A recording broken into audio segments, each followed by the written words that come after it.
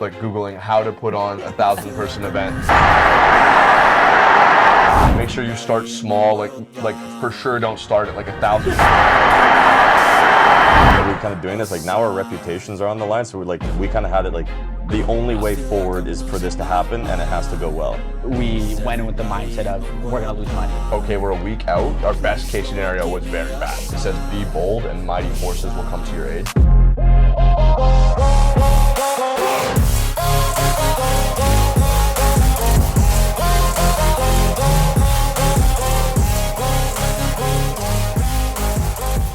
Ladies and gentlemen, welcome back to Two Fries Podcast, aka the #1 podcast in Winnipeg, where we document the rise, start, and Winnipeg's talent and personalities. Got a good one today. Actually, a different setup. First time we've had this many people in the studio, for sure. So it's gonna be a fun one. Yeah. I mean, this is gonna get awkward, but passing the mic back and forth. But we're here to welcome the Lakeside Live team. Welcome to the show, boys. Thanks for having us. Thanks for having us. Why don't we just do a round of introductions, boys? We run it. Yeah. Yeah. All right, who do we have here? Come with this. If you haven't noticed, Adam's been on the episodes or on the podcast before. Yeah. So if you haven't checked out his episode, check it out. But I am a repeat guest. Recurring character. Yeah. Name's Adam. Happy to be back, guys. Yeah, like when you walk on, everyone knows you. Oh, like you play that. Second most viewed episode. I checked. Not bad. We'll take it. This is a big load. We'll take it.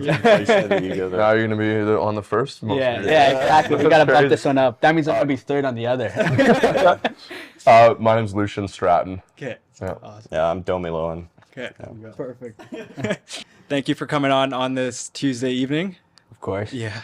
All right, let's dive into the conversation right away. Talk to me about what Lakeside is and how that developed. Who wants to take it, boys? But I'll let you I'll kick it off. Yeah. So Lakeside Live is an EDM music festival that we planned at Lake of the Woods in Kenora, Ontario. It's a place, my family's spent a lot of time at Lake of the Woods. Lucien's family has a cabin at Lake of the Woods as well. And Adam comes out every once in a while. We don't leave him out. We don't leave him out. He comes along. Yeah. But it's a really beautiful place, and the venue that we picked out is right along the water. It's kind of like a big overarching kind of tent structure. And we've just been talking about it for years, Lucien and I. Like, let's host an event. Let's do something cool. And then when we kind of decide, like, well, maybe we'll pick out an artist or a DJ or something like that, we said, like, hey, look, this is kind of the perfect place to do it, you know? And then we, like, Lucien, one artist turned into two, and then two turned into let's do a music festival. Yeah, I was like, hey, if we're gonna bring 3 artists out, let's just bring out 10. Yeah. If you're gonna commit. Exactly. Yeah. Full commit. That's awesome. But then, so you guys got great chemistry. We've been talking for a while. We can tell you guys have been friends for a very, very long time. Yeah. You guys said you all went to high school together, or like knew each other from high school. Yeah, that's right. As the best relationships always start. Me and him know each other from high school as well. The idea of starting something is hard, right? There's a lot of boys' conversations, a lot of like, yo, let's do this. Let's go to Europe. Like, let's just swim to Hawaii. Lakeside left. Yeah, we made it out of the group chat. They never leave. Let's start a music festival. Was this the first thing to make it out of the group chat? What else made it out of the group chat before? Fair amount of things have made it out of the group chat. Okay. Well, we could talk about it like a little bit more. Well, I guess we've talked about it right away. But what made it out of the group chat after Lakeside was the best year of probably all of our lives. It was insane. The doors that opened up for us were incredible. Yeah. And like I said, we talked about it, and there were certain points where it'd be like June, and we'd be like, hey, it would be so cool to bring like, you know, a DJ or like a rapper or something like that. But then be like, okay, well, it's June now. It's too late to plan it. We'll plan it next year. And then next June, it pops into the mind again. And then this year, we kind of had it like beginning of May. We're like, okay, you know what? Like, enough's enough. Like, now's the time. Let's do it. Yeah. And yeah. That's always the hardest part, right? It's like really taking that idea and then turning it and implementing it into like actionable steps. 100%. Absolutely. And one of the things that did make it out of the group chat was Domi and I went to Australia, New Zealand, and Fiji together last year, almost after graduating university. A year to date. And we went to a bunch of music festivals there, and we saw artists that wouldn't necessarily like be known in Winnipeg or whatnot, but we thought like, wow, these artists are incredible. It'd be awesome to like be able to bring them to Winnipeg and like kind of showcase. And so that's like, it started with like, okay, well maybe we'll do EEC or like an events, like a club space, and then it gradually turned into like the bigger and bigger and bigger thing, and then we realized that Kenora was a perfect spot for it. Yeah, it's like right next to the lake. It's beautiful. It's- Yeah, it Yeah. could be Yeah. better. Yeah. I mean, like honestly, like pick another festival with a location like that, you know. Yeah, even our artists coming from Europe, that Europe's stunning, and like you could get a $20 Ryanair flight to Italy from anywhere, and they were saying how just beautiful it was and how it reminded them of the prettiest parts of Europe, and they actually want to come back next year just to party with us. Just, and yeah, have fun. just as guests, Yeah. like they, Yeah. yeah. Coming in from Austria, from Amsterdam, from Brazil, just to come party and just be there. Yeah. So have you guys always been like entrepreneurially driven, or is this something that you kind of developed after high school or sorry, university, right? Like you've graduated, like Yeah, so now what, right? we all went to Asper School of Business, and we became very good friends at Asper School of Business. We knew each other in high school, but like that when I solidified our friendship, it was there. And I know Dom, myself, and Adam have always really been entrepreneurial, like kind of want to make something exciting, or like and just like always like thinking about the next thing and stuff like that too. Yeah. And a big part of that too is just like every time that we want to do something, we want to do it like right. You know what I mean? Like if we're gonna do something, we don't want it just to be some half-assed attempt at it. Like we're gonna put everything into it, and that's why. I mean, once we kind of announced to people like our friends and other people that we're kind of doing this, like now our reputations are on the line. So we kind of had it like the only way forward is for this to happen, and it has to go well. Yeah. And like there's still a lot that we can improve for next year and whatnot, but I think we accomplished what we need to do in the first year. Set the bar pretty high. Yeah, with Lakeside too, when I told all of my friends, okay, like you have to come to my music festival maybe 2 weeks after it was conceptualized. So, and then we realized, okay, like we have to get permits from the city of Kenora. Like if Kenora just says, hey, no, like then like I already told 200 people that you better come to the festival. So there was no option to not have it, and it worked out very well in the end. And even when we kind of got to the point where it was like, okay, we're a month out, no matter what, we're fully committed. Even if we lose piles of money, we're gonna get this done. Yeah. We always wanted it to be like a multi-year thing too. So like we didn't just kind of go into this, we'll see what happens. Like we knew that next year we also wanted to put something on, and that's kind of one of the things like even if we like you go bankrupt or whatever it is after your first attempt, like we knew that okay, we are committed to doing this, and if we lose money in the first year, so be it, because we think that over time we can make that back, because we think we know what we're doing, we have like a strong vision for it. But yeah. So there's 3 of you on the team, correct? Or is you guys the main team that? Yeah, we're the partners, the partners, the ownership structure. Yeah. You guys are the Lakeside Boys. Yeah. So what is each one of yours roles? Are there roles, or is it just like, hey boys, we got to put on an event, let's just get it done? So Adam, what's your role in terms of what you do? Yeah, so I handle the marketing. That's actually, so like Domi and Lucien came up with the whole idea, and they're like, we don't know marketing, we need a marketing guy, and that's kind of when I got invited into it. Nice. But no, we definitely all have roles. And then aside from us two, like we do have people who are also joining and Supporting. volunteering and helping. We had a bunch of volunteers out last year. We have people this year who had so much fun volunteering last year that they're like, hey, I just want to volunteer again, but earlier. Nice. Great. Glad please. Nice. Yeah. Lucien, what about you? So my role, like Domi and my role, kind of are We share certain pretty yin and yang. yeah. But basically, whatever we could think of, like for the first year especially, it was like, okay, what if we had a Ferris wheel? Like, or like, okay, like, and then we realized that is very, very hard to do. Yeah, very hard to do. So many phone calls, but and then it would be like, oh, like, how can we, like, what value can we bring to this? And just like in any direction. And then if we like talked it out and it worked out, great. If it's something that didn't work out, then like, okay, like on to the next idea. And we had probably logged thousands of hours on the phone, like just talking about like, okay, like, what about Good this? quarter for TELUS, yeah. Yeah, literally. And I know Dom like would just call me and say like, okay, we could do this, and on the my end too, like when you're dealing with like food trucks, you have to like deal with like the health unit and all that stuff. So we could say I'll take on that role, I'll take on these major things, and then like Dom himself took on a lot of major things too. But everyone was kind of just trying to add value. Does it ever get like chaotic though when you're like yo, you're supposed to book that guest, or you know, It you know? can, Yeah. Like I mean, like some of the key areas that I took responsibility for were like actually setting up like the business, opening the bank accounts, like dealing with all the permits and regulators and everything like that. Like a lot of that back end stuff. So we tried to divvy up certain tasks. Like, hey, while I'm slammed with this, Lucien, can you reach out to these artists and whatnot? And Adam work with work with socials and stuff like that. So we tried to divvy it up, and like in any team, it's just kind of like sometimes we kind of like get together, reconvene, figure this out, and then push back again. Right. You know what I mean? So it definitely got hectic. Like in the month of July, I mean, like we still went out like partying and stuff, but it'd be like working full time and then doing full time Lakeside Live after. And then like trying to have a social life in the meantime, so like certain weeks in July, like I had like 3 hours of sleep a night, like on average, like it was just super busy. Yeah, July itself was absolutely nuts. Yeah. Like it was work your job, get off work, and then put another 10 hours in. Yeah. Because like I said, we couldn't not do it. Yeah. So like we just committed. needed to get so much done in such a short period of time. We were talking before the podcast started, and you guys put this together in like what, 2 months, right? Like 2.5. Yeah, 2 months and a bit. Yeah, That's crazy, bro. that was Like, nuts. Yeah. that's what happens when like the boys text you, yo, let's go on a trip, and Yeah. then they'll plan it like a day. Yeah, of exactly. packing. Like happened. Yeah. You're on the flight the next day.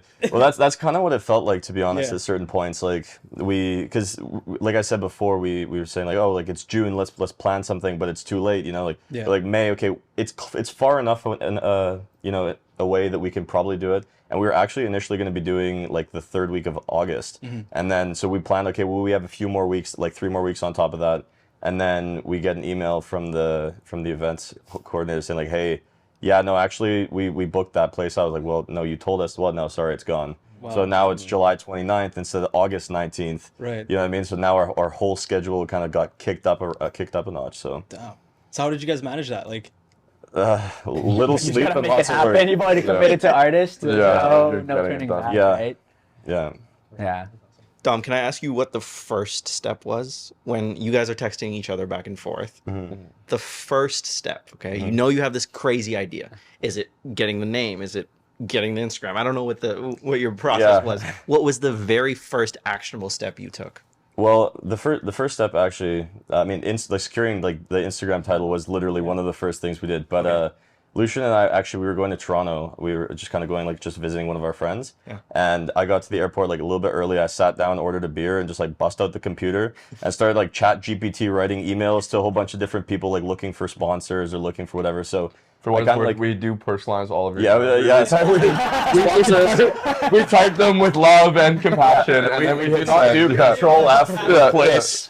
put the prompt in the Yeah. chat. It's like, that's a Yeah, exactly. Yeah, That's not media Two term. rides that we were interested in going on their podcast.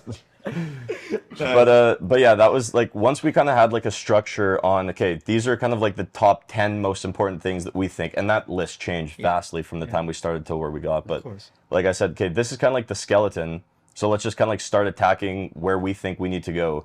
And one of the biggest takeaways like for this year, that kind of going into next year, is like we underestimated how long certain aspects, like food trucks. Oh my god! I had no idea. We reached out to somebody for 6 months from now. They're booked already. Like, and we started 2.5 months. Like, we started reaching out to food trucks really like a month and a half before. Yeah. We thought that would be enough time. Ample time. It was not. There's 40 food trucks. I emailed 40 food trucks. I got 40 replies saying, "Hey, We're full. we're booked." Yeah, like we had no idea about some of these things, but like once we kind of had the skeleton laid out, we just kind of started, okay, like artists first, and then see where we can find sponsorships and stuff. So Domi, what was the first? Oh, sorry, Lucien. What was the first win that you got? So you sent out a bunch of emails. You sent out a lot of things, and there's probably a little delay before you get those emails back. I like remember the biggest win. Like it was such a good feeling. Yeah. So we knew that this was possible. We knew we wanted certain artists and stuff like that, and artists' schedules fill up a year in advance yeah. too, like 6 months in advance. Like even artists we're reaching out to for like this year, like they've been booked for a year. So we had this this promo shoot in Kenora, like where we had like the drone welcome to Ontario, like our promo video to like kind of hype everything up. And this was about maybe a month and a week before the actual event, and we had no artists booked. So, but we had feelers out, we had emails, and well, like no, it was like just closer to, but yeah, maybe a month and a half, month and 3 weeks. But we had like no actual artists booked. but we had like 15 emails back and forth, but we didn't have like any like, yes, we're gonna do it. So the day like that we had the promo, like we were all driving to it, kind of like we were thinking, man, we need some artists, like we want like the music to play their music and all this stuff, and then we ended up like getting 2 confirmations of artists that were for sure coming, and like contracts good to go within 24 like hours. within 24 hours, like, and then we had the promo shoot, and it was just like the feeling of the promo shoot and everything, just the whole vibe changed, just because we knew, okay, we like the artists, like they're secured, we have incredible artists, let's party, let's make this video incredible. And the feeling, I remember like just like seeing like the emails, like when I'm walking like to like the boat and stuff like that, and it was just wow, we got it done. So Was there a moment that you didn't think it was gonna happen? I knew it would happen. It was a matter of like what artists like you could actually bring. Like we wanted to bring like really good talent, and like we ended up bringing like artists from Brazil, from Austria, like Young Bombs from Vancouver, all incredible artists. But it kind of like we understood that giving a month and a half to or like 2 months notice, and A lot of the ones we reached out to were full. were already. full. And another thing is, it took like for Young Bombs, for instance, like it was like 15, 20 emails just to like get a confirmation, and that was like over a 2-week period. So if it was like, oh sorry, we can't do it, then all of a sudden you need another like 2-week period to like get another artist. So like it just like was, if this doesn't happen, we need to batten down the hatches and really commit to it. So it ended up working out. It's like a numbers game at the end of the day. Yeah, 100%. And then Adam, when did you get involved into this kerfuffle of a month out? Yeah, no, I just mean- booked a guest. No, I mean, considering we started about 2.5 months out, probably around 2 months, months, out, yeah. give or take. Yeah. Okay. And that's where we really got going Yeah. with all that. Yeah. I want to ask Domi why. Why are you doing this? What? Why was the reason that you were willing to put this much hours into it? Why were you guys putting so much effort into this Yeah, well, I mean, event that, to be honest, hasn't even happened yet? yeah. It's not a thing. It's not a thing yet. But you have so much belief in this. Why? Well, I mean, I generally have I believe in myself. I think that anything that I would kind of like seriously put my mind to, I could do. But it's just, I don't know, like I was going through a like pretty transitional period in my life, and I just wanted to put a lot of time into something.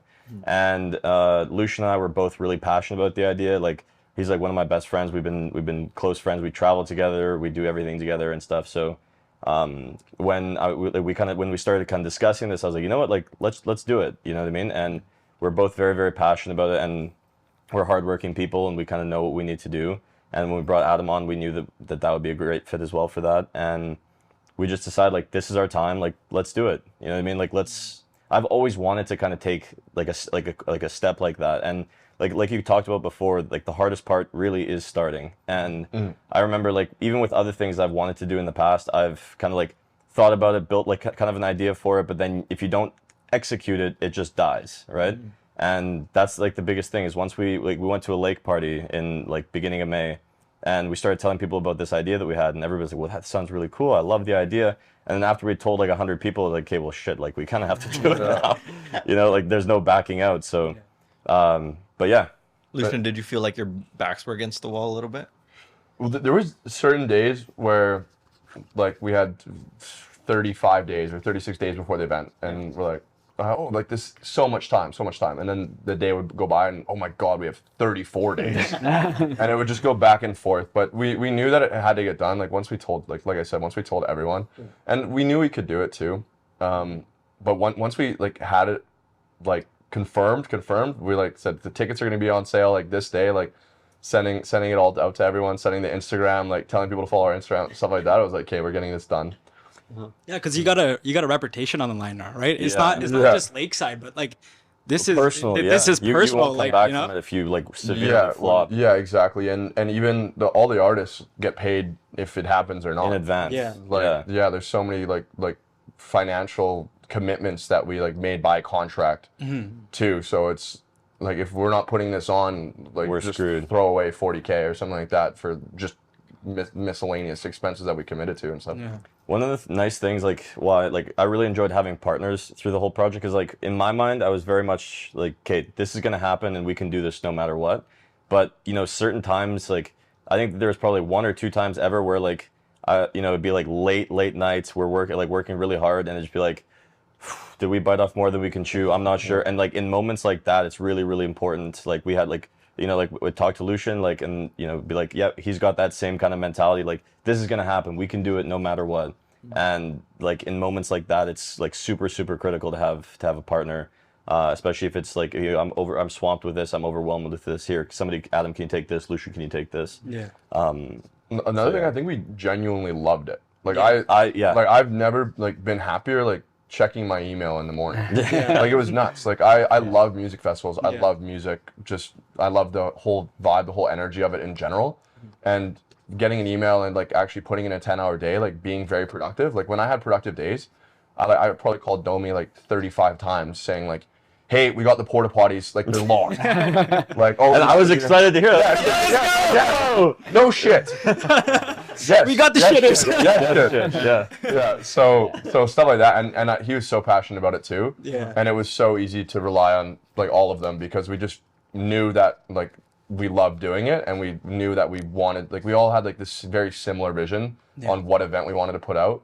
And I think I went on like a brief trip too. Like I was out of town for a little bit, and he picked up slack. Like if he had like stuff he needed, And to I do, was like, out of town for I'd the pick up the slack. Like Adam would pick up Adam the slack. fucked off to Costa Rica. And then, by the way, all of June, by the way. Remember that? Do not disturb. Turn your phone off. We were Sorry, guys, there's an oceanfront, not lakefront, but it's okay. There's an hour time difference. It's really, this jet lag's getting me. But no, I think putting on an event like this, like the reason we were able to do it is because before starting the event, we went in with the mindset of we're gonna lose money, and we were okay with that failing aspect. And when you're okay with failing, then it's easier to put on the event. This year it's a different mindset. Yeah. But like, man, the days where you're working a regular 8-hour job and then you're coming, grinding it out till like 2 o'clock in the morning, when you just graduated university, right? There's a different mindset that you gotta have in terms of like, yo, there's this idea and I believe in it, but like, holy shit, I'm gonna make this happen. So like, what was the mentality going into this? It was like talk me about your mindset. Like you could have stopped easily, like guest didn't, or sorry, I say guest, but like DJ didn't confirm. Okay, that sucks, right? But why you keep going? I mean, we had each other. We had each other that like to lean on. Yeah. A lot of cuddling. But yeah, I mean, like we had each other, like we kept each other accountable, and like even from the very beginning when we first sat down, it was like, okay, everybody knows that we're on a time crunch. Everybody knows that we're busy. Like we got to do this, and we're accountable to each other. Like I mean, we would stay friends kind of no matter what. But like if I'm entrusting Lucien or Lucien's entrusting me or Adam or any combination here.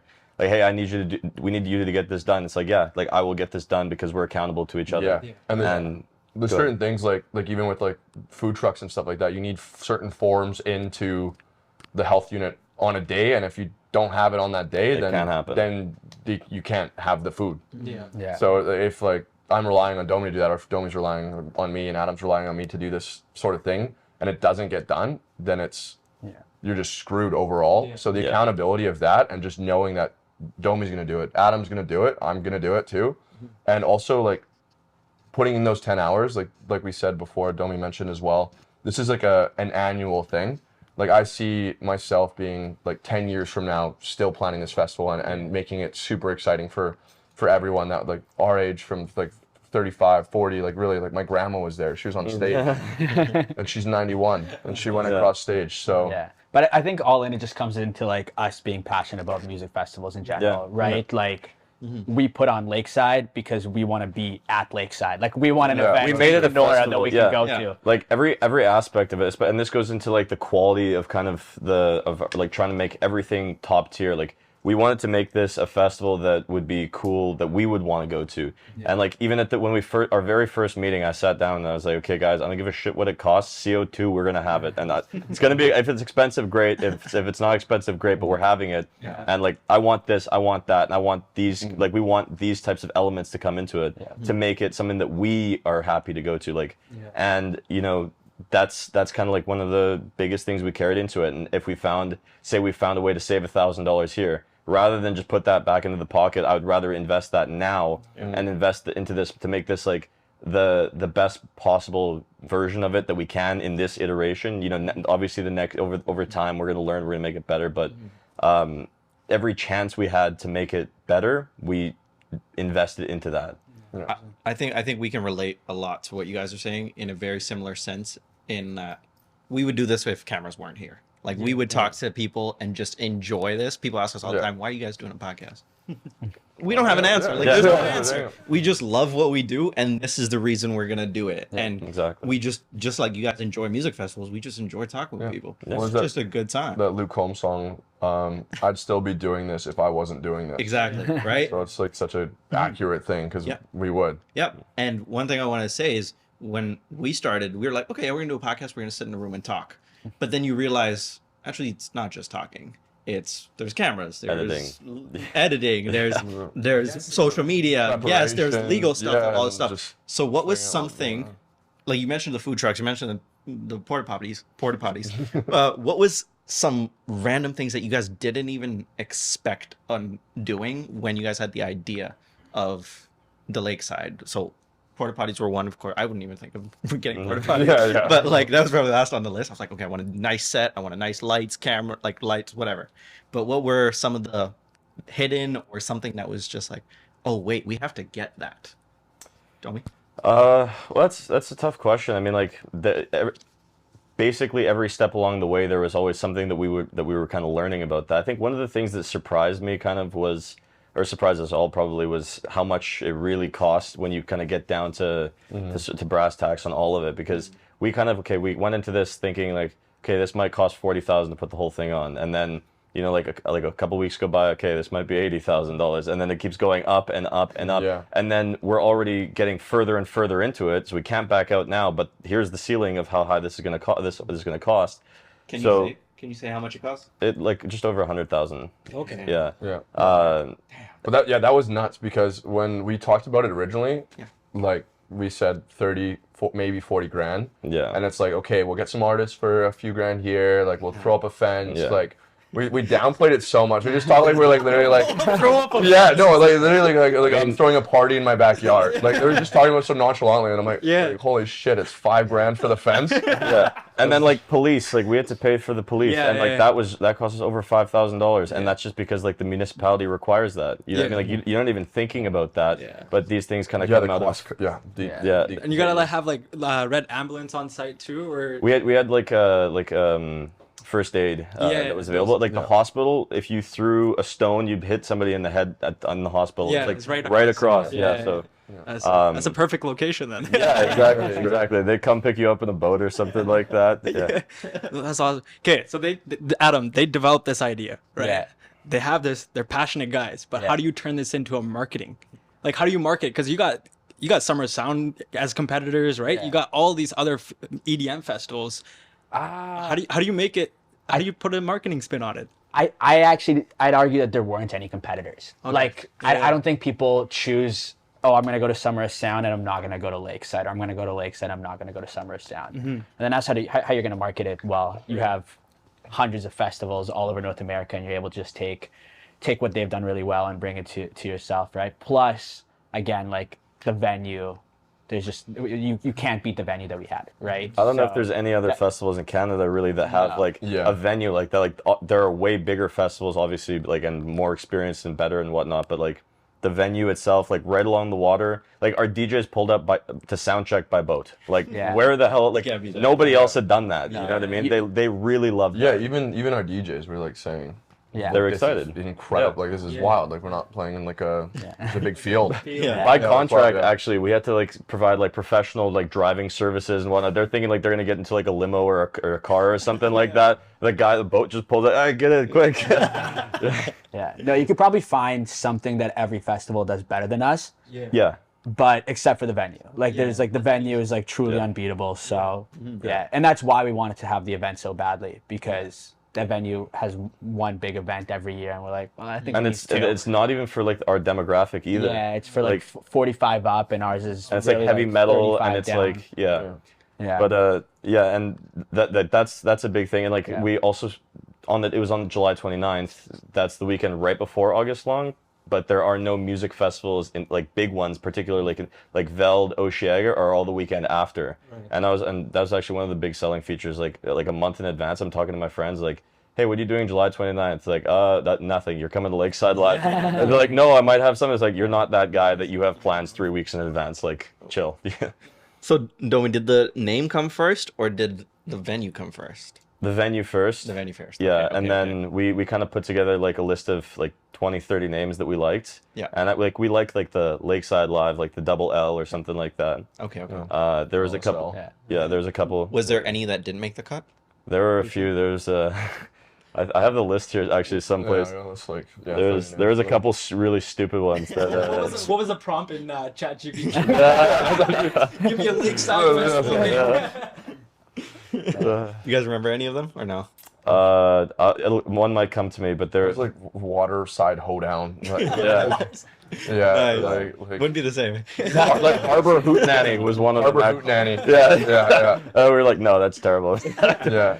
Are you able to speak on the logistics of securing the venue? Like, how did that come about? Because that venue is probably hard to secure, but also a very good location in terms of having a festival. Like, It's not, like you have to contact the venue hosts, and like it takes, like, there's a little bit of paperwork and whatnot, and they do have a lot of other events, like they have like fishing tournaments and stuff, and like like art shows and stuff. But it's The Symphony Orchestra plays there. Yeah. it's if you just put in the time, you can do it. It's like pretty much the same as really any public venue. I think. so what was the pitch? Like, Hey, we want to have an EDM music festival here. Like, let us have it. They're like, okay, yeah, fill it out. Sign the check. Yeah. Private, public, or ticketed event. Okay, here you go. And all right.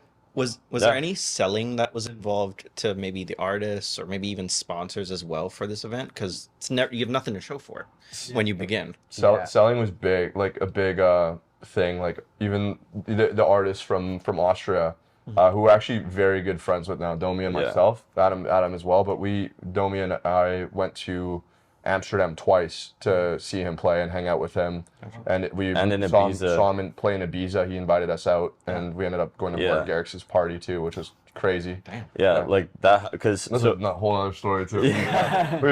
but like that's when we reached out to these artists. I said, like, we sent them an offer, and then the guy just like texted me back because my phone number's in my email signature, and he's just like, hey, like, you know that we're from Austria, right? We're like, yes, yeah, I get it. He's just like, okay, well, great, okay, I can look at flights coming up for kind of for like 1 day. It's like, well, it's like 24 hours of flight, and I was like, you want to just come and stay like the weekend at the lake? We can just party together, So the guy from Austria, Zuda, and another one he's from Brazil, but was flying out of Portugal at the time. I was like, hey guys, like, do you want to just like stay the weekend? They stayed 4 nights. And we had an after party on the dock with the DJ equipment and stuff. Then another part of the next day. Yeah. But something that when we were drinking with Sean from Zuda, we kind of discussed, like, we were friends at this point, so we could kind of like more discuss, like, hey, like, what did you think, like, when you we reach out and stuff like that. And he said that his manager originally said these, like, it's a first time music festival in Canada. Typically these things don't do well. Like they usually implode. There's like not enough like. You'll go there, there'll be 10 people. 10 people, like, it's not good for your image, like, all this stuff. And he really tried to talk him out of it. And Sean ended up saying to his manager, like, what if no one ever took a chance on us to play in their club?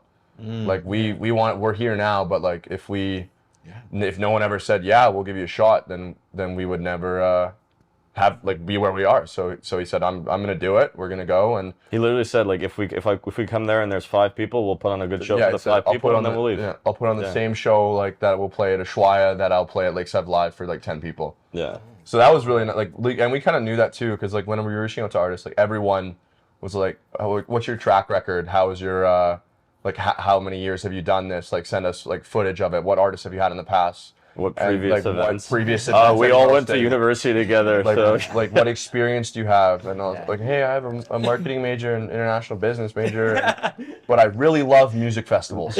I've been to a lot of music festivals. I know a good I time. think I know a thing or two. Yeah. But it is easy selling an international act to make their Yeah. Canadian debut. right. Yeah, And that then, is true. and then, That was a and big then factor. tied back to sponsors.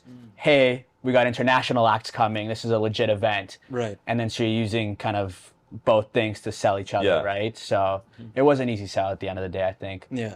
Well, now you got like the artist secured, you got venue secured, you got food truck secured, you got the porta potties, you got the whole shenanigan. How do you sell tickets?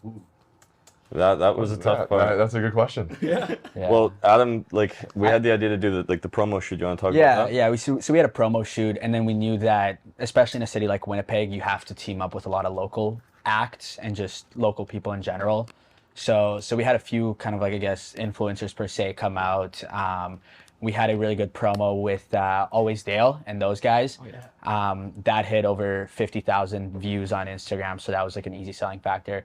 And then we knew the music was going to sell itself. So we knew the international acts might not sell as many tickets as somebody who's known. So we made sure to have one local act, being Young Bombs, who everyone knew their top couple songs, and that was a selling factor in and of itself, right? Plus, like Domi can vouch for this. Growing up at Lake of the Woods, it is like it's a small town, right? In Kenora, there is nothing to do on the weekends, so we're like, okay, let's give people something to do.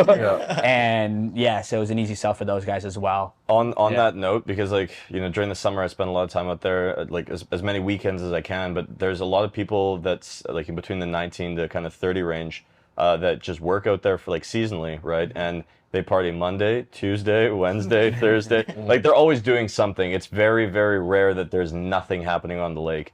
And like usually at least 3-4 parties a week. And so we kind of decide like, like this is right on the water. It's right in the Kenora Harbor, so you can arrive by boat, you can drive there by car.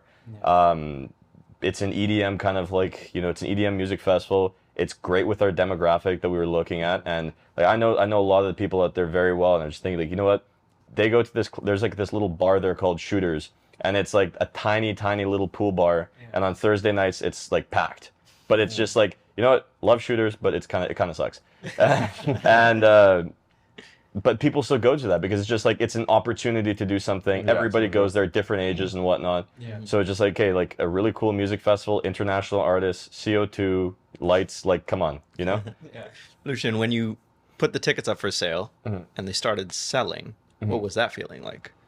It was a trickle selling. Okay. It started selling. Yeah. Well, first it was very stressful. Like when I think it was because we believed in the idea so much, and we're like, we're gonna put on something that we would love to go to. We thought it was going to sell out. Also, just to prefix this, Yes. like because the venue caps at 1,200. Yeah. And we're like 1,200, easy. Like, I yeah. thought like we'll put That's a lot of work. tickets on like online and like early bird. Like okay, yeah, 300 tickets in the first couple days, and I'm like, and then I think we had like 26 or something like that the first week. It sold slow at the beginning. At the end, it was nuts. Like We sold like 100+ tickets in a day. It was like 60 tickets in a day, like 70 tickets today, like and like it was crazy because before that week, it was like okay, like we knew like we might lose some money on this, like we're not going into like make money because we just wanted to provide an incredible experience to like everyone there that they would want to go to the following year. But it was kind of okay, we're a week out or a week and a half out. Like this is like our best case scenario was very bad. And then like although we were warned though, like Steven, who had like we went for lunch with him kind of like when we first kind of started to get the things ready, everything ready. He said like, you know what, with every event you're kind of gonna be biting your nails kind of until that last 2 weeks, and then those last 2 weeks really, because people are bad planners, just really, that's just 100%. You don't really know what you're doing what you're doing Friday night on Thursday night. You might not even know Friday. So there were a lot of people that bought tickets at the door, that bought tickets the day of. Yeah, like so I think they really started to go faster. About a week out, we realized okay, like the meeting that we had 2 days ago, it's kind of like just null and void, that whole meeting, because like every day people were coming. Also, I was like for selling tickets and marketing, like we would go to King's Head and I would be in the bathroom beside someone at a urinal and be like, You're coming to Lakeside. You heard of Lakeside Live? And they're like, no, like, what's that? I'm like, oh, well, it's this music festival here. It's going to be really fun in Kenora. And it's like, oh, I have a cabin in Falcon Lake. Like, I'll buy, like I could buy 5 tickets from you and stuff like that. And it's misleading. I told my, like literally the first week that we conceptualized it, said we were going to do it, I told the waitress at Boston Pizza for my dad's family dinner, like, hey, do you like EDM music? Well, you should come to this music festival. And she's like, yeah, like, okay. Who are you? And then literally, and then it was so funny. I saw her at Summer of Sound, like, and it was about like X amount of time before, but it was like really hyped up, and everyone kind of knew about it at that point. Yeah. And she saw me and she said, "You saw me at Boston Pizza and told me to come to your music festival like 2 months or a month and a half ago." and all my friends are going like, oh, I thought it was just like I was not taking you seriously whatsoever. And then I went for a teeth cleaning and I told them to come to the girl that Lakeside signed Live her up for our RBC like account. We're like, hey, what are you doing July 29th? Like we were just like anyone that would listen to me, like yeah, like It was our hey, entire this personality for a music little fest. bit. Yeah, it was. Our friends like could attest to like the fact They that hated they it. probably didn't want to talk to us for a little bit. Was it nerve-wracking when at the very beginning when they were 26 tickets, a couple tickets? It was like What was the plan? You guys get in a room and go, okay, boys, like, let's lock in here. Like, what well, are I think we doing? knew like that with time and like the closer we got to it, like You'd the get- tickets would sell. But like there was a period where when we sold 10 tickets in a day, like 10 somebody buy 10 tickets at once. Yeah. I called Lucien like 10 Yeah, tickets. yeah, Let's we go. got $1,000, yeah. You know, like we're And, talking like like- every ticket we buy is like, thank God my wallet just like Yeah, yes, survives a little bit more Okay, today. if like that group bought 10 tickets, maybe there's like 6 other groups that are gonna buy 10 tickets, like you know, like just all this speculation stuff. But and we also like I was very okay with losing my like the money that I put into it. Like the first year, like obviously like if we do this every year, we're not just gonna throw a big party at a loss for fun. Like, we went into it thinking we're going to lose 25,000, and that wasn't just like a random number we pulled out. Like that was like from talking to other people who hosted festivals, and they've been like, yeah, this is kind of what we lost in year one. So it's kind of, it was kind of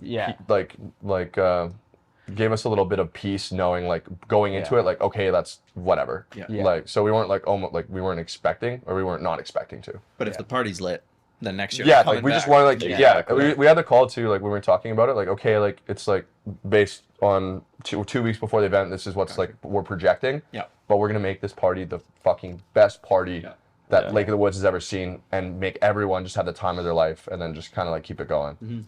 So what does the day of look like? How does or even the weeks leading? that was- Like, because you know, you gotta set up the stage, you gotta set up the lighting. So like- you asked us what we forgot before. Yeah. And then like something that's like so obvious is like we had the bars set up, right?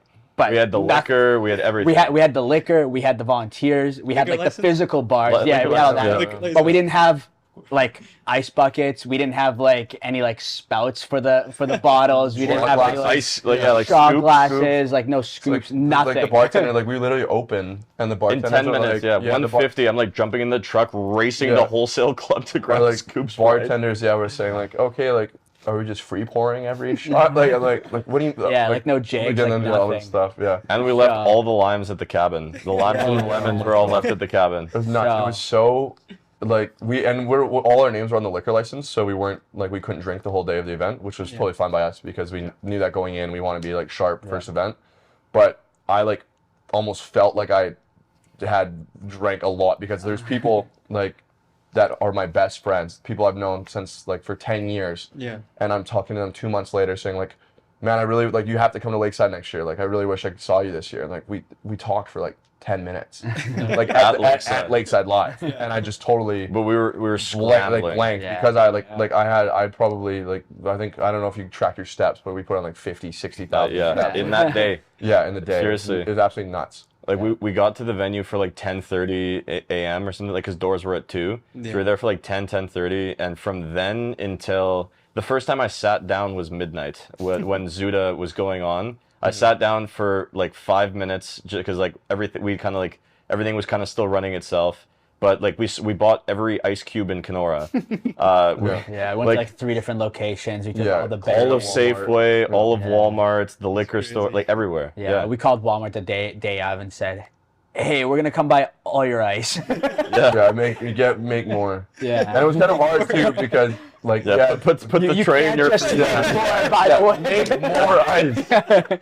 Yeah, and then the iced us, but it was also hard too because the day of the event we had like and everything like was going like when it was going well. Like another thing like that was a huge like was absolutely nuts. Like we talked about was Zuda, the main artist. Yeah. His flight Like the got closing artist. the closing yeah, artist, like the one, like one of the co-headliners. But he was like wrapping up the show.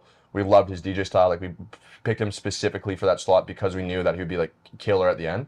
His flight got canceled in Minneapolis to Winnipeg. Damn. So there was no flights to get him here like the next day. So Yeah, Yeah. they said You drove to Minneapolis or? No, we rented him a car in the end. Yeah, Oh, Which okay. was yeah, we nice, got him a yeah. car and said like he drove. drive. So he drove Yeah. from Minneapolis to Kenora. Wow. We were Yeah, like at the a- 8 hours the to story Winnipeg. gets funnier. Not 8 hours to Yeah. Kenora. Yeah.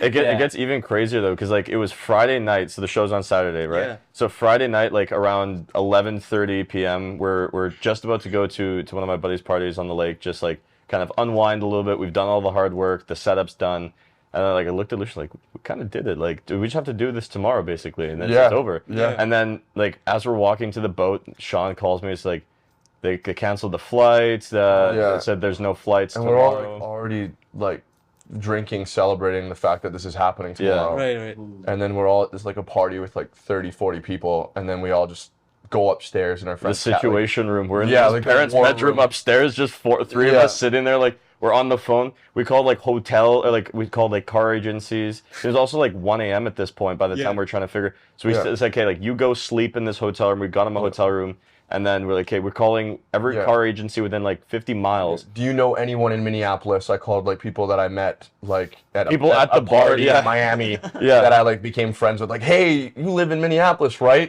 How would you like That's to 7 drive a.m. a DJ at 7 a.m. and we'll get you a booth and bottles and stuff like that. Yeah, it was absolutely nuts. Yeah.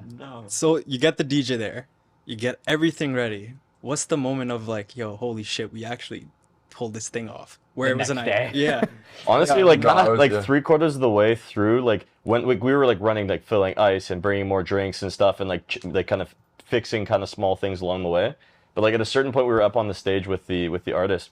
And I kind of looked at Lucien and Adam. I was like, it's kind of like we haven't had like a big like the whole thing hasn't come crashing down yet. Yeah, you know? like the thing, like I was almost waiting for that moment. It's too good to be true. Like yeah, like even leading up to it, like I was like kind of like like we're not thinking of something. Like we had so many conversations where it's like, okay, like every single thing you need, like from security to the porta potties to like first aid, all this stuff. Like and we really thought we had everything like covered.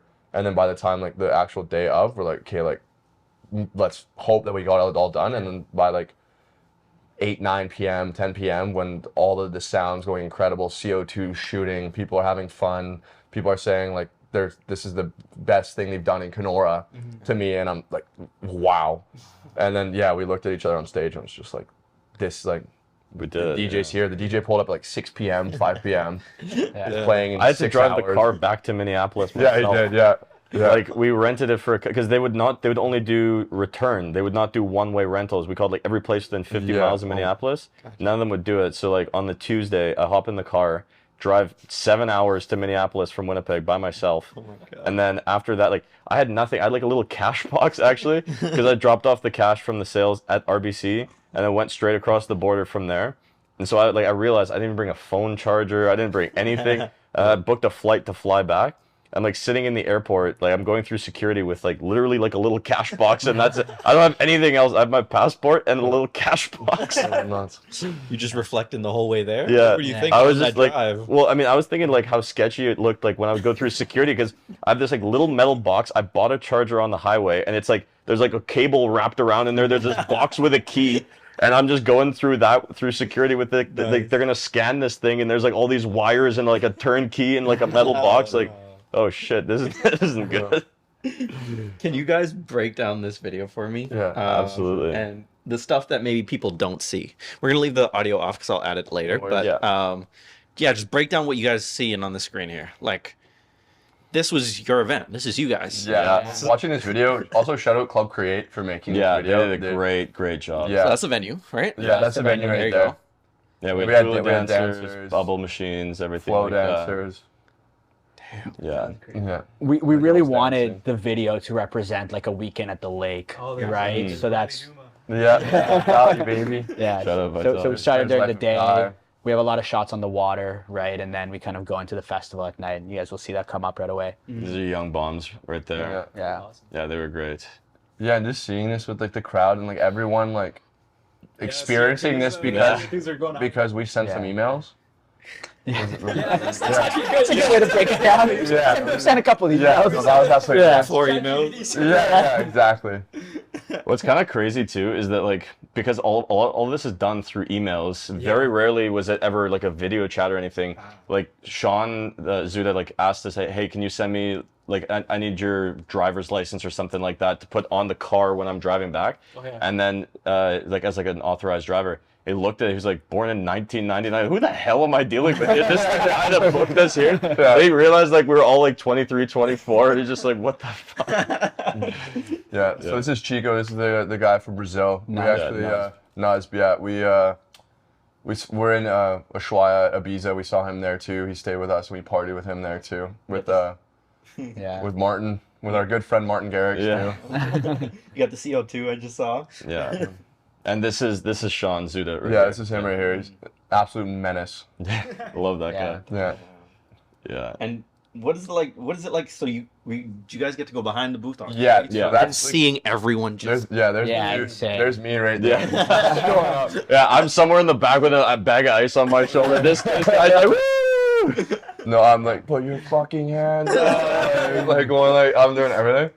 Yeah, I was having the time of my life, and that guy, like Sean, was like literally, it was like as if he jumped in the lake. That's how much effort he put into that He was set. sweating. That guy, but, I gave him a hug, and I was like, "This is the most disgusting hug of my life." but Like, also the best. yeah. Yeah, like when you're sweating through a black shirt, like you're going pretty hard. But being up there and seeing the crowd and like seeing all my friends, all people I'd never met in my life, just like up there, and the fact that I get to like have my like arm around the DJ and, like, with the mic, like let's fucking go, like let's party and stuff like that. It was absolutely nuts. Yeah. makes all those moments worth it, hey? Oh yeah, 100%. Yeah. It's so surreal. Like after it was all done, it was the best day of my life for sure. I was like, this is crazy that like this actually got done. So how do you do it next year? Like this year, actually. Yeah. July Oh, 27th. there's so much. When we ended the event, we like put together a document of everything that needs to be improved for next year, and it was like a multi-page document. Yeah, that's what we did. Oh, we sure did. Yeah, things to work on for It was next year. equal effort between all three of us. But no, there's a lot to improve. There's like the production's gonna be a lot better. We're gonna have bigger DJs out this year.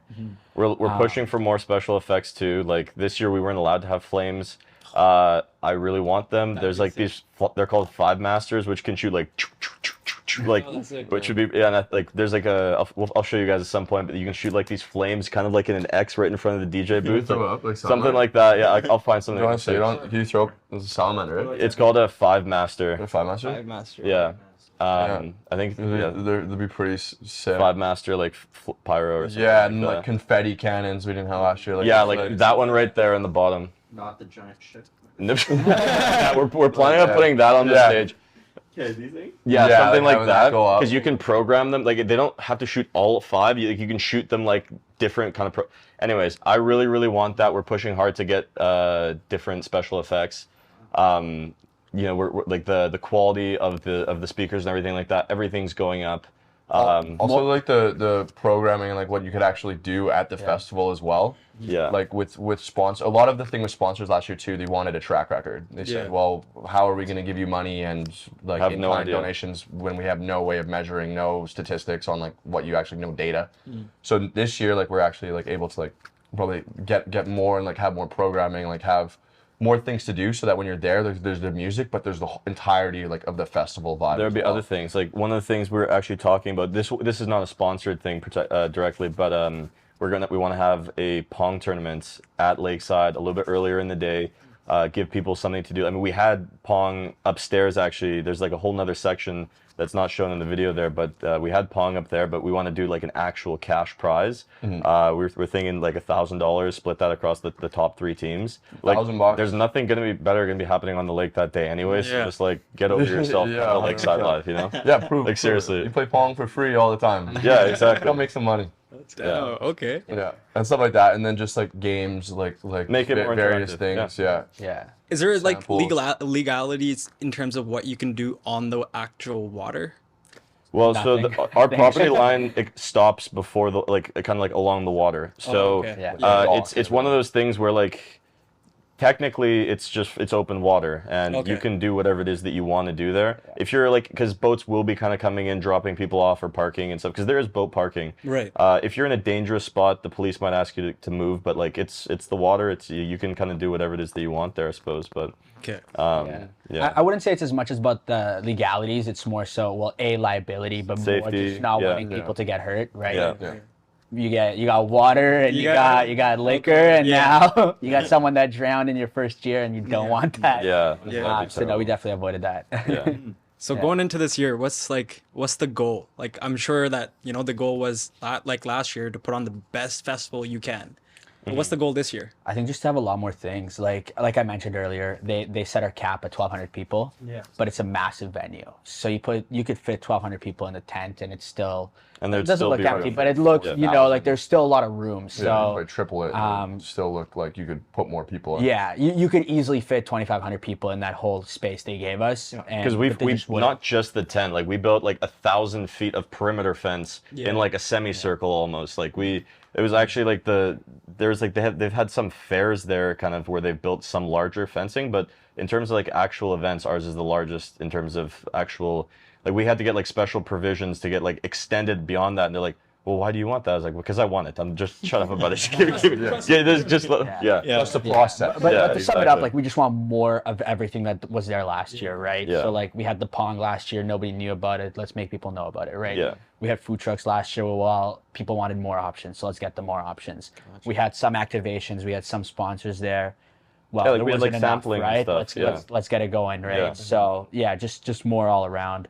Yeah. And like the big thing for us is just like the customer experience overall, which is why like one thing that we're wanting to do over Canada Day, like over that weekend, particularly probably on the 1st, is like a free Lakeside Live kind of event on Scotty's Beach there. We were considering doing it this year. It kind of fell through last minute, unfortunately, but we would set up like kind of like a tent there, a little DJ deck, a little bit of sponsoring kind of thing, and just play some music. Because on Canada Day, like there's like hundreds of people that go to that beach. They party there all day long. It's like, hey, do you want to come just like listen to music for free? You know what I mean? Just like promote the event, just kind of put on like a positive overall atmosphere and whatnot. So like the big goal for us this year is great customer experience. Every year, every festival you want to like push up the attendance and everything like that. Of course. And just overall every kind of aspect of every quality aspect along the line, we want to push that up. Where do you see this in like 5-10 years, Lucien?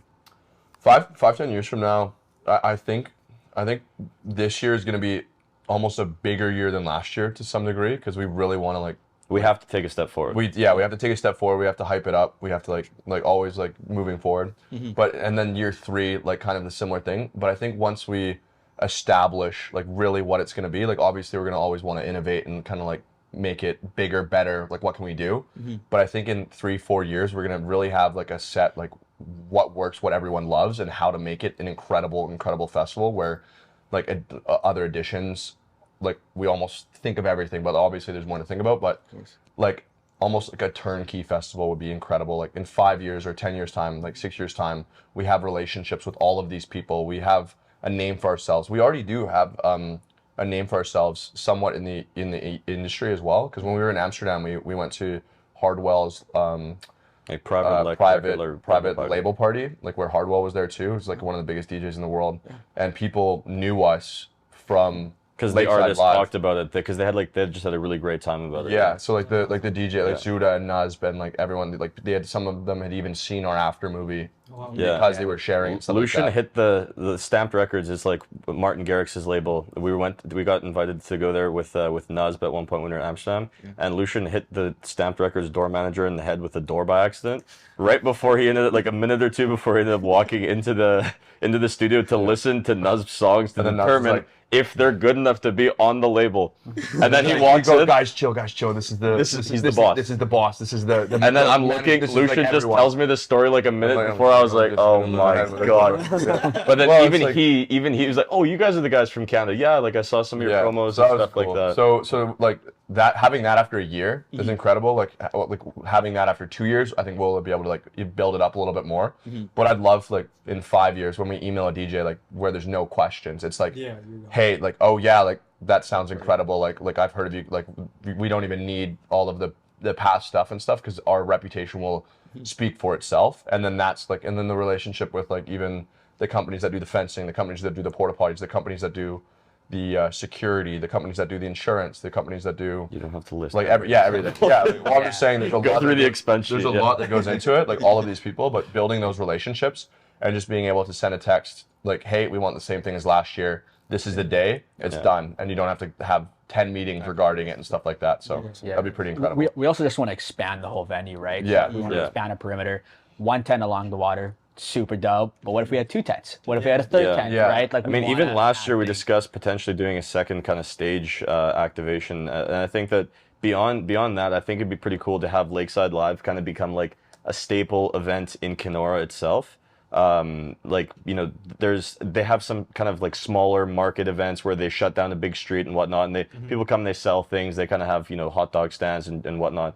I think it would be pretty cool, like maybe in 5 years or so, to have it'd be kind of like Lakeside Live weekend where people come out, spend, like there's other things kind of happening. People plan other events, like not like a music festival, but kind of like, you know, other kind of setups in Kenora, other activations, people coming from different places in northwestern Ontario. Because we did radio advertising from the Manitoba border to like Thunder Bay, and we had some friends actually out in Thunder Bay that reached out because they heard about it. And so I think it'd be pretty cool to make Lakeside Live become kind of like just a staple event of the whole thing. You know, we have like we're partners with all the places in Kenora for food, you know, like for alcohol, there's different kind of options on what you can do. And I think that it'd be really cool to even sell kind of like a package deal where you can kind of come, you stay in a hotel, you have your tickets, there's a case of beer in the fridge. And like, if you want to rent a jet ski for the day, these are our preferred partners. If you want to go on a boat cruise or something like that, here's the MS Kenora, or you can do a private charter or whatever kind of fits your budget, whatever you can kind of make work. But yeah, like kind of build it into such a thing that, like, I mean, I think right now we're on the right side with a lot of the people and businesses in Kenora, because just in general, having this kind of an event, people go to the restaurants, they're always full. Like the day of, they were slammed. People were on the patios drinking and everything like that. But eventually, where every kind of business in Kenora can have a benefit from us having it, they love that. They want the festival to come back. And I mean, it's part of our community as well. So like you know, like having something cool like that in Kenora, especially like being the people that put it on, like, you know, it feels pretty good to kind of like just drive everything up together. Yeah, to have like an economic boom. Yeah, for everybody during that weekend too. Like, would be really sweet to see everyone. Yeah, and everyone's going there. Yeah, exactly. And also, Oshiega who, yeah, 85,000 people who. Another thing, which is really, 160,000 people who. All right. But the fact that it is like such a beautiful venue, like we talked about, on the lake, on like that you really can't find anywhere else. Like, I've never seen it really anywhere. People I knew were like flying from Calgary. People I didn't know like were flying in from places because they liked the artist and they wanted to like experience it. Yeah. So something like that, like people, like, I could see it truly being like a destination, like premier festival too, where people. Our friend came from New Zealand. Yeah, our friend came. And next year we have more friends coming from New Zealand. Yeah, our friend came from New Zealand. He's bringing his like friends from New Zealand because they want to experience too. Yeah. All like when we when we're in Europe, as I mentioned a couple times, and there's artists that are reaching out to us from Europe saying we want to play your festival. People that we were made friends with in Europe saying like, hey, I'd love to like fly in for Lakeside. Like, when is it? Yeah. So, and some of these are artists too that like I've been listening to for years, and like for them to like DM me and say, hey, like we want to play your show, like that's it feels kind of crazy. Yeah, that was nuts. Yeah. The most aha moment of this whole thing though was when I was spinning Martin Garrix around. I'll show you this video after. Party. Please. He had like a 60 person after party after his like 5,000 person show at Ushuaia. And Zuda, like he invited us to come and he gave us backstage passes to go in there. And it was like Garrix, the DJ's playing, and Garrix's close friends basically. And then like if the DJ's had like a girlfriend. So like you stepped on somebody's shoe, oh shit, sorry, and they're like, oh, that guy plays like main stage Tomorrowland every year. You know? I just saw that guy like with Tiesto, like stuff like that. It was nuts. And like Martin was like such a chill guy in general. The nicest guy. I also like speak a little bit of Dutch. So when I first met him, I said, "Jou ben een ongelooflijk fladdrol," which is basically like call it like you don't know what that means? No. What the hell? It's like It basically just means like hey Fucker. hey fucker. Like, but like in like a term of endearment, but it's kind of like more endearing than that term because I wouldn't just say that to like a random person. I know they speak English, so I'm gonna say that. But he like is like how do you know this word? Yeah. And stuff like that. And I was like, oh, my family's Dutch, and he's so nice. And he's like, and then even with all the Dutch folks and Dutch DJs, there's such a good sense of humor and stuff like that too. But that was nuts. Like when like I'm just taking photos with Martin and just like just saying like, hey, let's go get shots and stuff like that. It's like, man, this is like. And he's very humble too. Oh like, yeah, he's great. Like, like you know, with a lot of people, it'd be like, yeah, like, hey, like, do you want a shot? Like, yeah, maybe, or something, or just like they just won't even like talk to you. He's like, like, hey, do you want to have a shot? Like, yeah, sure. What do we want to have? Tequila? Yeah, let's tequila. Why not? You know. Literally. It was kind of wild. Yeah, but and another thing, like even like seeing that crowd of people, it was kind of like wow. Like we sent some emails and we have this. Yeah. But it's like wow, we That had, part feels we had a surreal. phone call to like put on a music festival, and now we're in like the EDM capital of the world at Martin Garrix's after party, just drinking with him and making so many connections and friends. And it's like, how did like this little Kenora festival turn into something like this? And he even knows about it too. Yeah. Because we had two of the Naz and Zuda are on Stamp Records, which is his record label. And they're like friends with So him. they're all friends with him. And Naz, like actually one of the artists that we had last year, he opened for him at the Rye in Amsterdam, which is a 15,000 indoor. Directly opened him for him. He opened for him like in China, and now he's going to like Going on, yeah, no, I'll say it. Like, he's gonna be doing some shows with him in South South America too. and stuff like that, directly opening. So he said, and he told us too that his show in Canada like kind of was like, it's like huge for him. Like it felt like him coming here and doing it like good things started happening after that, and that's not necessarily that Lakeside Live, but he said like the fact I played that show and now I'm doing all of this stuff, so that was really cool too to like have an influence on these people too. Who are some of your dream guests? Martin Garrix, I should for guess sure. the artists, but yeah. Martin Garrix for sure. One of the ones that we signed for this coming year is one of my like kind of favorite DJs that I really want. Yeah. That was crazy too. We actually ran into him in the studio in Amsterdam. Yeah, Martin Garrix's studio in Amsterdam, and he said, "Oh, you were the guys from Canada." Yeah, he had heard of us before that. Yeah, And he said, "I saw your after movie. It looked sick. Like what was like that all about?" He said, and I quote, that it looked like everyone was like able to go on a little side quest if they wanted to, and that there was just like it like wasn't like anything he'd seen before. Wow. So that was crazy to see, and like Dom's loved him for a long time too, and like he's a really talented artist. But I would love like Fred again. Yeah, But sure. Fisher. Freddie would be nuts. Like I don't know, like if we want to get $1 million, like give him or something. But I honestly don't. I save the EDM space for these guys. Like, there's a reason all these trips were just them. Right? Like, yeah, it was a Costa Rica, Maybe we'll pitch Oceanside. to Garrix. She's like, man, like you probably make like 30 mil a year. Can you just come play my music festival? don't be please, don't be a fucker. Exactly. Like, Hey, Garrix, if you're seeing this, come on, boy. come on to Kenora. 204 Rise. Come on, please. Yeah. See you there. If you boys were to walk away from this episode, is there anything that you think or you wish that we would have asked you to touch on a little bit more? I don't know. I don't think so. We've kind of touched a little bit on everything. I mean, yeah. Is there something that you wish you guys had known before you guys had started all this journey? I honestly don't think so. Like I think that the learning experiences throughout it that we got, like when one day we realized we have to have this, and like, oh, do we need that? Oh my god. Like having all of that made us learn so much about this industry, and so much really I wouldn't have changed anything about it. I wouldn't maybe either. maybe a month more of. But honestly, time, like but- even with that, because we were like, you know, it's you were getting thrown in the deep end right away.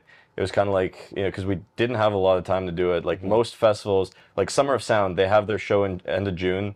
They take like a week or two off, and then they're firing off again. Yeah. So we're talking like a full year in advance, and we did this in like 2.5 months. So being kind of thrown right into the deep end made us like push that much harder for it every time. And I mean, like it was very, very rewarding. Like just all the hard work. And people say like, you know, doesn't it feel kind of weird, like you know, the imposter syndrome kind of thing. And like to some degree, like, yeah, like we hosted a music festival in like Kenora, which is a small lake town, and we're like we get invited to like these crazy things. Yeah. But you know, like we worked really, really hard, like countless like late nights, and it feels really good for it to pay off, you know. Yeah. And there's still so much more that we have to accomplish, and so much more that we have to like build this up to be. But I think that because we worked so hard for that every step of the way, that it became so much more rewarding. Yeah. Is there any advice that you can give, all three of you, to the listeners out there that are watching this, maybe want to start their own dream or Start. Yeah. Like that's really the big thing, is just do it, you know. It's not just like get the Instagram kind of title get locked down, because I've done that before. Lock it down and then don't do anything with it. But start, get your like really like take concrete steps, like line up like the first thing we did, like a skeleton on what we think, and that's gonna grow, that's gonna change. It's never gonna be exactly what you think it is, but just like start. That's the biggest thing for me. I think to tie in like the two questions that you just asked was like take action, and at the end of the day, like the failing aspect's the fun part. Yeah. Right. Like, and I think most entrepreneurs can relate to this, is when you look back on things, you look at the journey, you don't look at like the final destination, right? So like this whole conversation, we were talking about everything that led up to the festival and very little about the festival itself, right? Because a lot of our memories are about the lead up, right? And about the planning and about the promo shoots and about the Minneapolis drive, and then not having the bar set up. I barely even remember the music that was played at my own Yeah. festival, Yeah. because Yeah. I was so busy the whole time. You have thousands of hours Yeah. collectively, and then you have 10 hours of the actual day. Yeah. So like all the behind the scenes stuff, like it takes a lot for it to pay off, and like we believed in ourselves and everything like that. It's kind of cliche, but my dad, I'm going to acting school in Vancouver pretty soon, and my dad is an actor as well, and he always says, when like, because it's a big dream obviously to be successful in that field, in that industry, but he always quotes, he says, be bold and mighty forces will come to your aid, which I really like that quote, because it's not much, doesn't get bolder than hosting an 1,000-person festival for your first event. Exactly. So, and I really felt like we, like, by having that boldness, we really like were successful through that. Yeah, take chances. I mean, like don't take stupid chances, but like you know, take chances, and you know, if it's appropriate, like if it's a kind of like a partner thing that you can do, then do that. I mean, like I'm sure that through you guys' rise and whatnot, literally through that there is, you know, areas where just sometimes you need somebody like a good support system, somebody to work with, somebody that believes in the mission as much as you do. So Are you guys satisfied? I'm happy. We're happy with I think we're happy with what we did, but like I think that we'll never really, like, we always are hungry for more and want the next. Yeah. Like we have plans for what's gonna happen in July this year. We already kind of know what we want to do in 2025, and so like this is a step to 25, and then 25 is going to be a step to 26. So like, we'll never be fully satisfied. Yeah. Another thing too, I know my mom would kill me if I didn't mention her on this, because she had a lot of conversations with me about it. Like whenever we were like thinking like, oh, like what's going on, like she'd like every single morning when tickets went on sale, she would ask me like, how are tickets?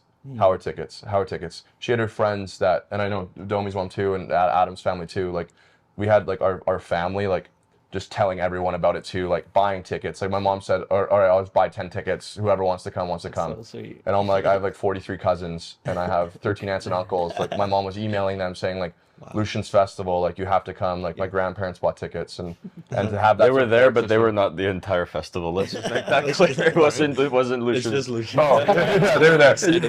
Yeah. No, but like to have that support was so awesome. We got to meet Martin Garrix because of Lucian's family. Thank you very much. Because my grandma Aunts went and up uncles, on stage. yeah. No, but it's so sweet. Like just like to have that support from all of them, and that really like whenever I was like stressed about it or not, like was like, oh, you got this. Like and just having that too. What did they think when you first pitched it to them? Oh, my mom thought I was like a lunatic. My mom tried to talk me out of it. My mom too. tried to talk me out. My grandpa called me and said, hey, like you like, are you? You're upsetting your mother. You can't do this. Yeah, his mom tried to talk us out, like talk me out of it. She was like, "You sure you guys got everything going on?" Like, Yeah, we have we're like at the lake. private conversations. I'm like, "No, it'll be fine. It'll be fine."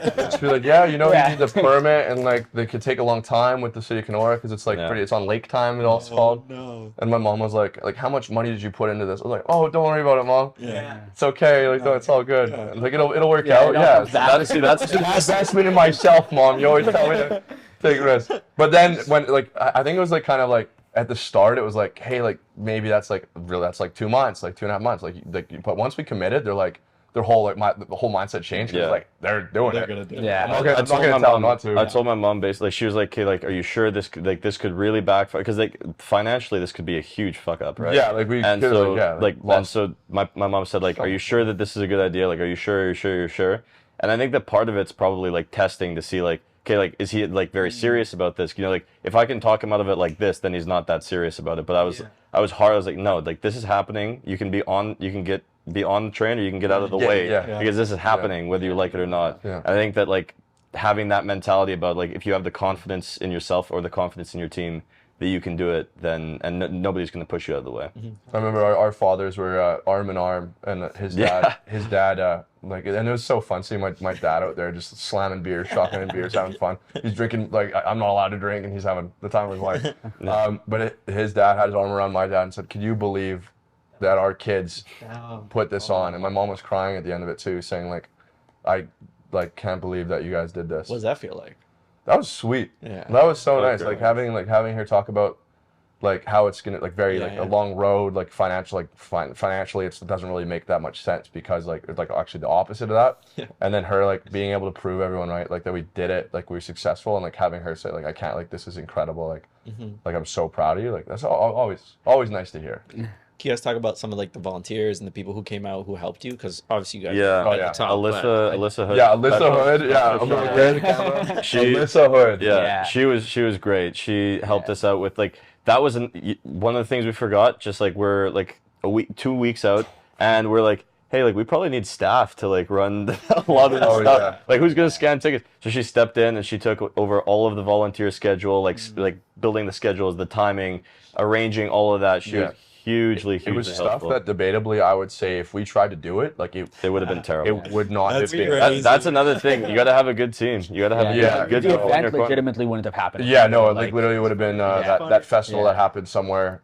tropical that we won't say. Yeah, like when I mentioned we're bringing back volunteers from last year to this year, like Alyssa's already like we met we with had her a right call before with her, this. yeah. You know, like she's like, here. I have a plan, Here to like, stay. this year, Yeah, like- she's got ideas.